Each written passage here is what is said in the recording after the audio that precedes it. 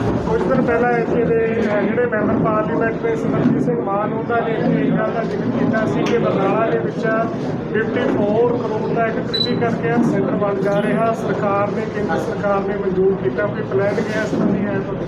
हाँ, हमने national health infrastructure mission के तहत सभी स्टेट का, सभी डिस्ट्रिक्ट का प्लान बनाया है।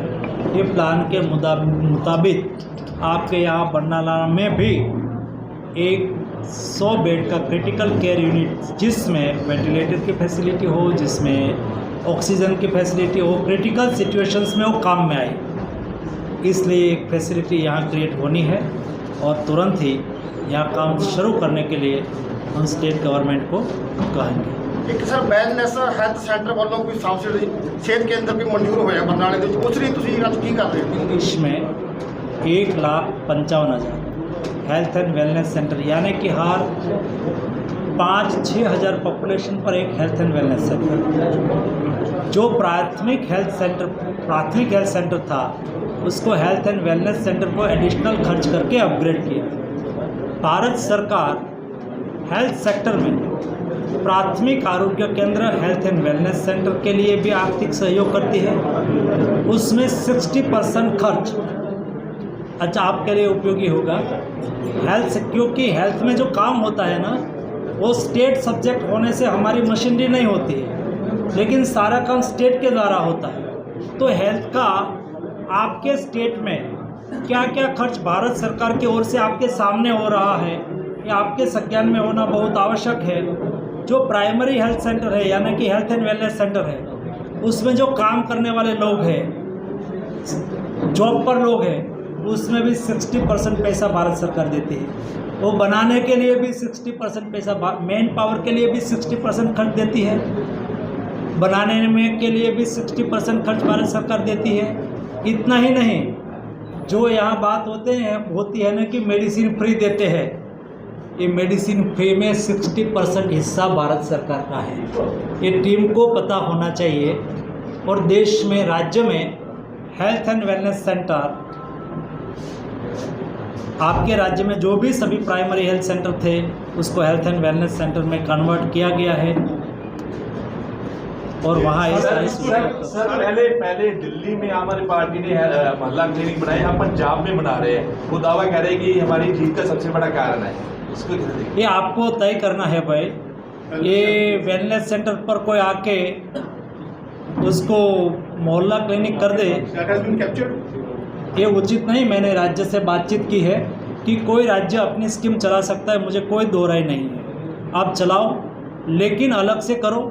कोई हेल्थ एंड वेलनेस सेंटर को आप वहाँ लिख दोगे कि ये मोहल्ला क्लिनिक, ये उचित नहीं होगा। तो सरकार ने कहा है कि हम ऐसा नहीं करेंगे, जो गलती की है तो उसको सुधारेंगे। आपकी तरफ से भी एक्शन होगा सर? केंद्र की तरफ से भी एक्शन होगा? हमने उसको राइटिंग में लिखा है कि भारत सरकार और सेंट्रल और स्टेट गवर्नमेंट, उसका फेडरल डेमोक्रेटिक सिस्टमिक व्यवस्था है। जो राज्य भारत सरकार को स्कीम बनाती है और इम्प्लीमेंटेशन करने के लिए एक प्रारूप तय करती है, और सभी स्टेट के साथ उसका MOU होता है। MOU के तहत ये उसकी डिज़ाइन रहेगी, ये उसका सेंट्रल गवर्नमेंट शेयर रहेगा, ये उसका स्टेट गवर्नमेंट शेयर रहेगा। ऐसा करके स्टेट गवर्नमेंट और सेंट्रल गवर्नमेंट MOU करते हैं और उसको फॉलो करना होता है। तो जो फॉलो नहीं करेंगे तो ऐसा माना जाता है कि आप स्कीम का इम्प्लीमेंटेशन नहीं कर रहे हो, ये तो उचित नहीं।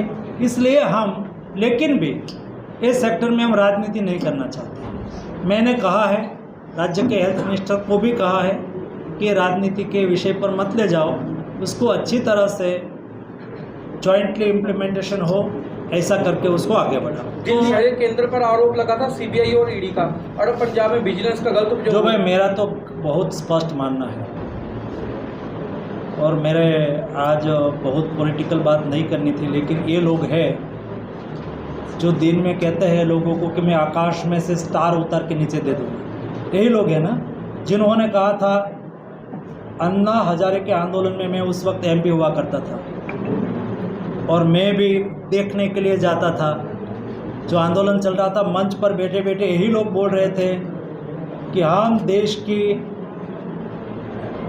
देश को बदलेंगे और आप हमें जनप्रतिनिधि बनाएंगे तो हम सरकार की गाड़ी का इस्तेमाल नहीं करेंगे। कहा था सरकार की गाड़ी का इस्तेमाल हो रहा था। उन्होंने कहा था कि मैं सरकारी बंगलों नहीं जाऊंगा, मैं सिक्योरिटी नहीं लूँगा।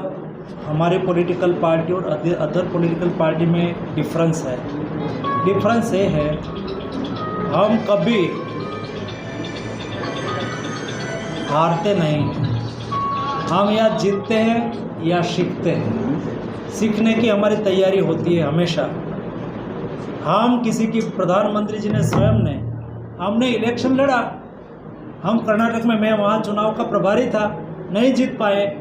जो जीता उसको मोदी जी ने नेक्स्ट डे जैसी मुख्यमंत्री की शपथ हुई तो सरकार को कॉन्ग्रेचुलेशन किया। यही डेमोक्रेसी की ब्यूटी होनी चाहिए। शक्ति का स्वीकार करना चाहिए। हम ये दल है, ये विरासत के वाहक हैं। जब इंदिरा जी देश का नेतृत्व कर रही थी और बांग्लादेश के साथ युद्ध हुआ, हम जीते, तो वाजपेयी जी ने कहा था कि उन्होंने दुर्गा जैसी शक्ति बताई और उसकी प्रशंसा की थी। और देश के स्वाभिमान के साथ जुड़ सके ऐसा एक विषय हम और आप सबके लिए गौरव का विषय। आज़ाद देश ने अपनी पार्लियामेंट बनाई और देश को समर्पित किया, तो वहाँ राजनीति हुई। ये कल्चर कल्चर में नहीं मानने वाला। सर, स्टोक अपने दो क्वेश्चन है। एक तो फर्टिलाइजर सब्सिडी को लेकर क्या इसका कोई मैकेनिज्म चेंज किया जा रहा है अंडर डीबीटी, जो 2.25 लाख करोड़ से 2.25 लाख करोड़ रुपये किया जा रहा है, तो उसका मैकेनिज्म भी चेंज किया जा रहा है? कुछ इस तरह की बात सामने आ रही है? कोई मैकेनिज्म आज के दिन में चेंज करने की सरकार की मंशा नहीं। अंडर डीबीटी नहीं है? नहीं, बिल्कुल। किसान को हमारी पहली प्राथमिकता है। किसान को फर्टिलाइज़र मिलना चाहिए। किसान को आज जो प्राइस है, ये प्राइस भी बढ़ाने का कोई इरादा नहीं है। जो खाद की प्राइस और बढ़ेगी तो मोदी जी सब्सिडी बढ़ाएंगे, लेकिन किसान के ऊपर बोझ नहीं आने देंगे। अगले खरीफ के लिए 1,25,000 करोड़ की सब्सिडी मैंने 15-20 दिन पहले कैबिनेट से अप्रूवल लिया है खरीफ के लिए। फिर रबी के लिए, रबी सीजन आएगी तो फिर मैं सब्सिडी लेके आऊँगा। जो भी सब्सिडी की सरकार आवश्यकता होगी इतनी सब्सिडी बढ़ाएंगे। 1.75 लाख ये तो अभी हमने बजट में प्रावधान रखा है, लेकिन बढ़ भी सकती है। और प्राइस बढ़ गई तो लास्ट बार 1.25 लाख करोड़ ही था, लेकिन हमने खर्च किया 2.5 लाख करोड़, 254 लाख करोड़। जो कम होगी तो स्वाभाविक तौर पर दूसरा को लेकर आपने बताया कि 54,000 सीटें थी जो 1,08,000 कर दी गई है, और 350 medical college 6.5 lakh medical college की है, 65,000 पीजीटी सीट्स हैं। और आपने कहा कि हर एक डिस्ट्रिक्ट को 100 करोड़ रुपये दिया जाए। कितने डिस्ट्रिक्ट से एलोकेट हो चुका है अभी तक? सभी को हम सभी स्टेट गवर्नमेंट से प्रपोजल लिया है और स्टेट गवर्नमेंट को कहा है प्रायोरिटी के बेस पर चालू करो। हम 60% पैसा देते रहे। पंजाब सरकार ने पंजाबी यूनिवर्सिटी जे मेन भाषा में पंजाबी हाँ,